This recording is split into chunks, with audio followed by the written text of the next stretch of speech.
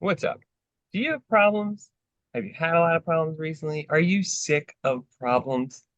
Do you wonder sometimes, like, why are there always problems? Well, today, look, this is the Existential Stoic podcast. We're going to talk about why there are always problems. I'm Danny, here, buddy Randy. What's up, Randy?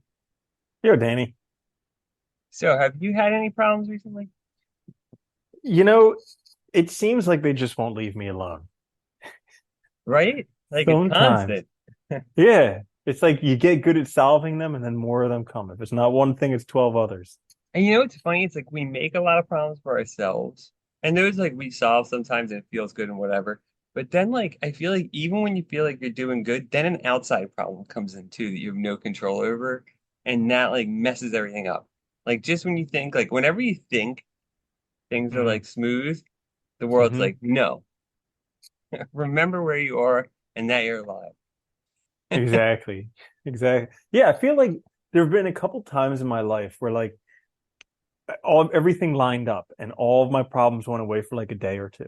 And it Yeah, was it's short. bliss. And I was like, I finally got it. This is awesome. All the big things that I was working on, they all worked out. This is great. And then boom, something else. Yeah, like an idiot. You're like, did I hit Nirvana? Am I enlightened? And then it's like, Yeah, no, right? no, you're not. Not even a little. Not at all. Yeah. But it's a son of a gun because problems suck. They do. And you know, the problem is like, well, here's the issue though, too. Are they bad? Because I mean, I think it's funny. We all hate problems, but at the same time, we also get a lot of value out of them. Like, I think, like, I'm thinking, like, when you're working on a project and you run into a difficulty and then you figure out how to solve it, that feels great, right? And you learn something and you overcome something. Or, like, even when something bad happens in the world, like, that you have no control over, but you deal with it, like, you prove to yourself that you can handle these situations and overcome this. And, like, there's also that view that like, the difficulties in life make like the pleasures in life even better because we have experience of both, right? But yeah, I don't know. Hmm. Do you think like should we avoid problems? Should we seek them? Should we deal with them differently? Are we Oh, just is life just that's a hard? good question. Because like I would say we're both inveterate problem seekers. Like we've been self-educating forever, doing these challenging things. It's always cold and I don't know, rainy on this side of Everest or whatever that saying Cold and is. dark on this side of everything. Cold and dark on this side of Everest. Yeah, and It it's is. rainy too. It is Well, if rainy it's not sometimes. snowing, yeah. Yeah. And it's difficult because if I don't do that, I know for myself, but if I don't do that, I feel like I'm almost not contributing, not valuable, not Yeah. worthwhile. Oh yeah, no, I know what you Yeah. mean. Yeah, if I don't have stuff to do and problems to solve, I feel like I'm totally lost. Hmm. Dude, Yeah. like I still remember when I started working at like 14. That provided such tremendous like uh I maybe not value, but just like affirmation in my life that I was contributing. And I was washing dishes at a country club. I mean, this was nothing like Yeah. heroic where I was saving the world, but like I felt like I was really contributing. And my efforts were like being noted, like I was a good dishwasher. Like, oh my gosh, this is Nice. good.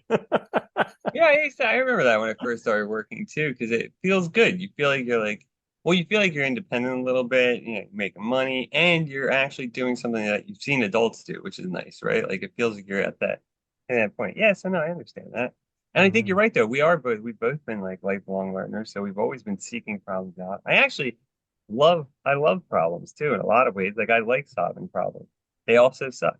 It's like this Mhm. weird thing where like I really like them, but I also dislike them.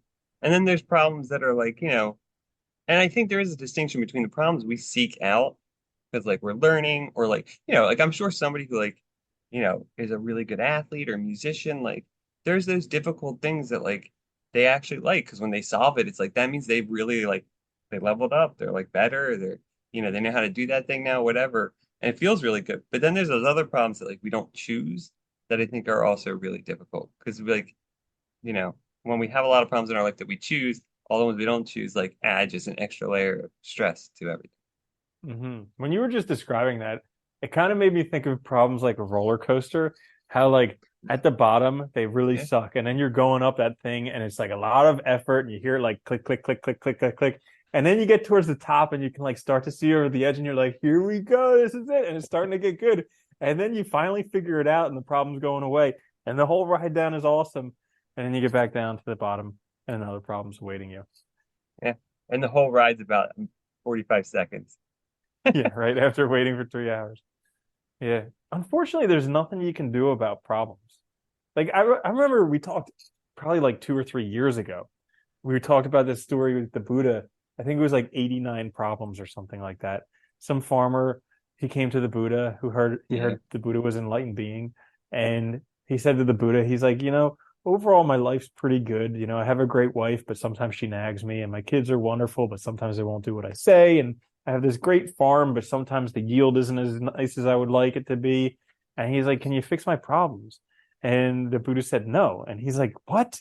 And he's like, but you're the Buddha, you're an enlightened being, you're supposed to be able to do this stuff. And the Buddha's like, listen, I can't solve that problem, but I can stop you from having one more, trying to think that you'll have a life without problems.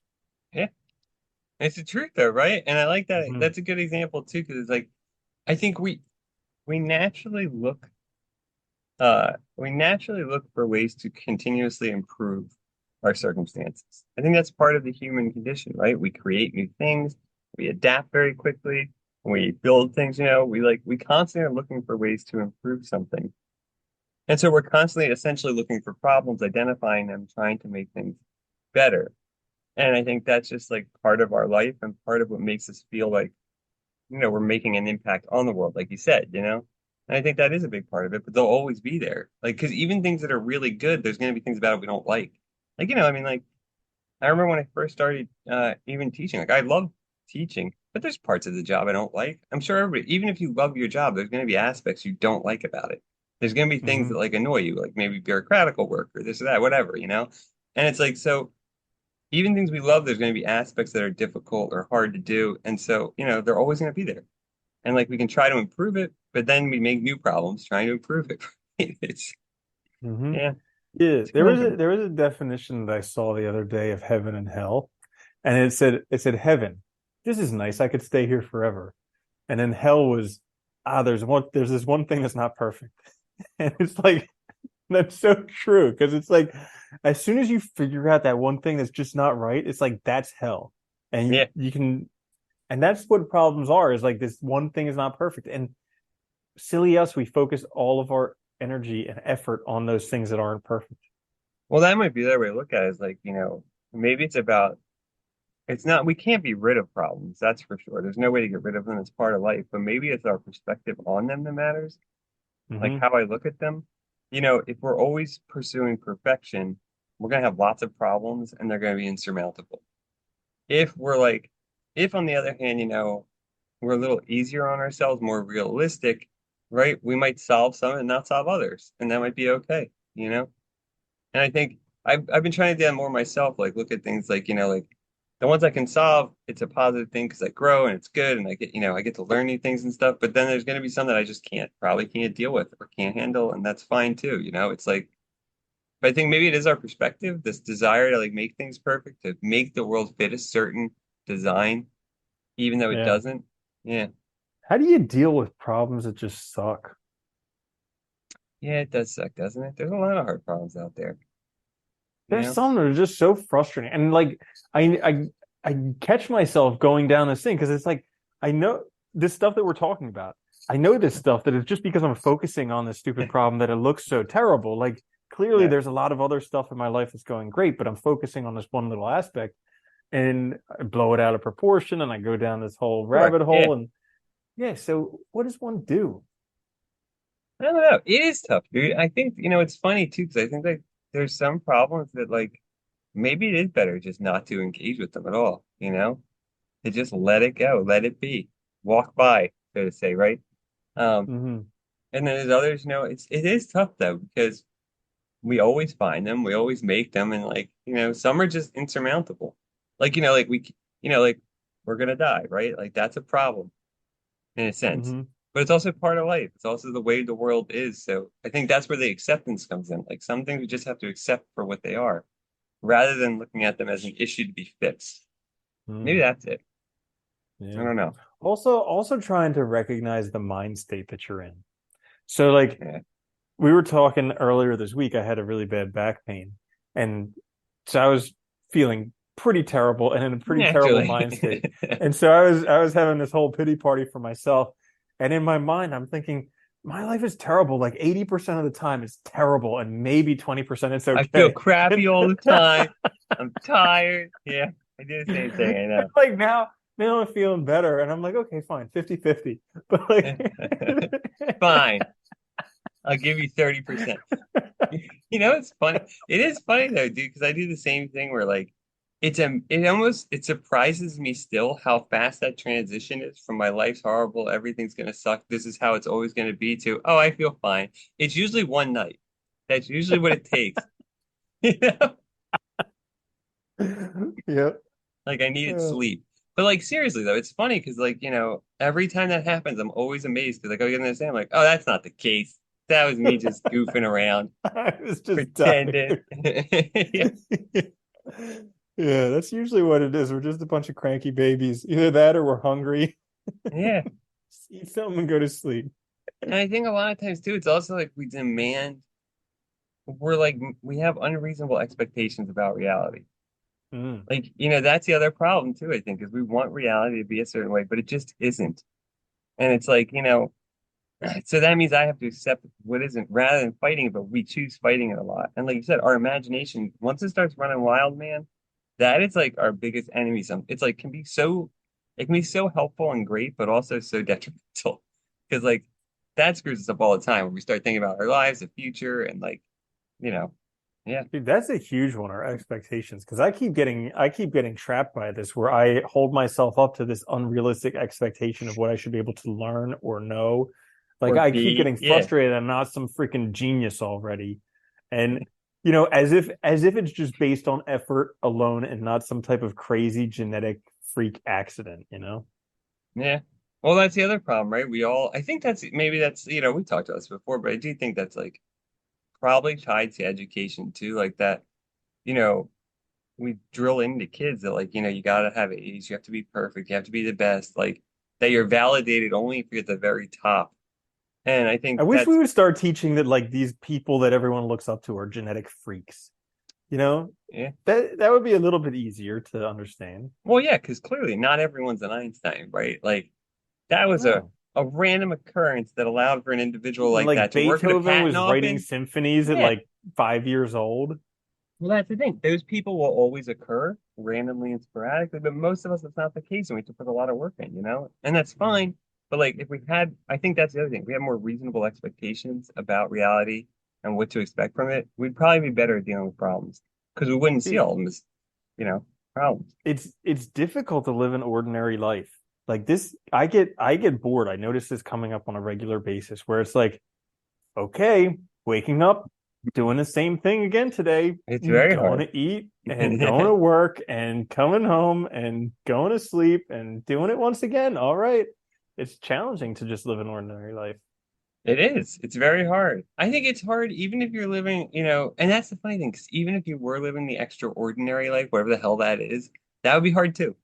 Hmm. It doesn't mean that would be and I think that's the funny thing. Like we also imagine in our heads that some other circumstance would be so much better. And the reality is Yeah. it probably wouldn't.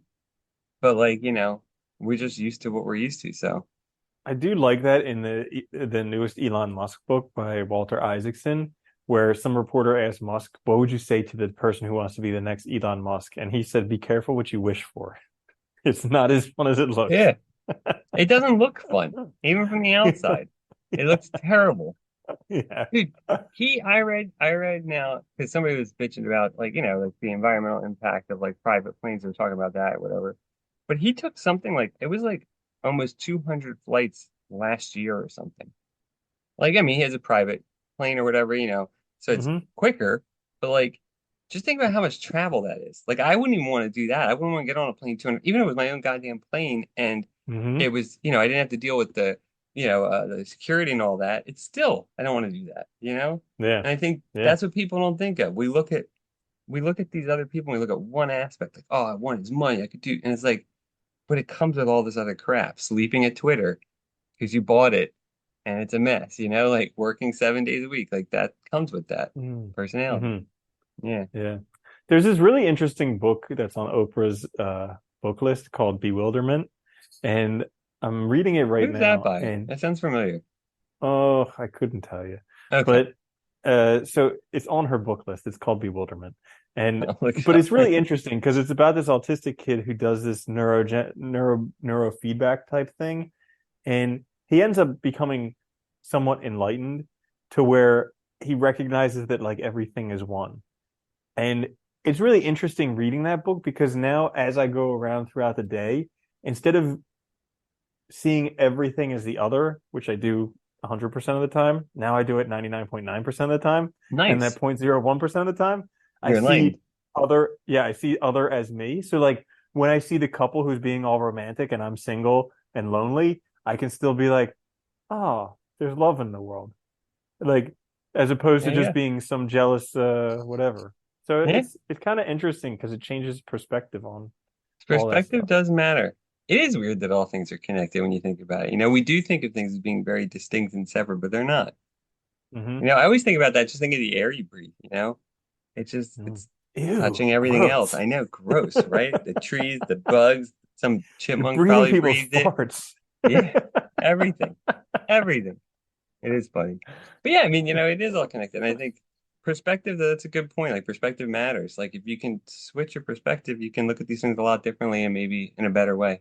It's hard Hmm. though. It is hard. Because Yeah. the other thing is when you're in a problem, all that goes away. Like especially when it's a really big problem, like you lose all the resources you had to deal with things gone. Like just gone. I'm so blown away listening to our old podcast, especially when it's relevant to what I'm going through, because I listen to it and all of that reasoning, all of that logic is Gone. just completely gone in the moment. And then I'm listening, I'm like, how did I know this? Yeah. Dude, I get that feeling all the time. And like it's like, so I did know what to do, I just didn't do it, or I just didn't have access to it. And our brains are very Hmm. weird, yeah. And it's like Hmm. we're very good at like blocking things out when we're stressed in a difficult situation. Hmm. It's like we're unable to like I think that's part of it, just taking a step back too when we face these problems and giving ourselves a chance to like instead of immediately trying to tackle it, like giving ourselves a chance to like think it through. Because I do that with I do that with work a lot where like I'm learning something, I get stuck. And instead of just banging my head against the wall, I leave it alone for an hour or two or a day. And then usually it solves itself. Like your brain works it Hmm. out. And if we did that more with other stuff, we'd probably be a lot better off. Probably. Yeah. Not that we're going to, but like if we did, Yeah. Just take a vacation from your problems. yeah, it's to leave it for tomorrow, as they say, Hmm. right? Yeah. Yeah, Well, because listen, we're going to die with problems.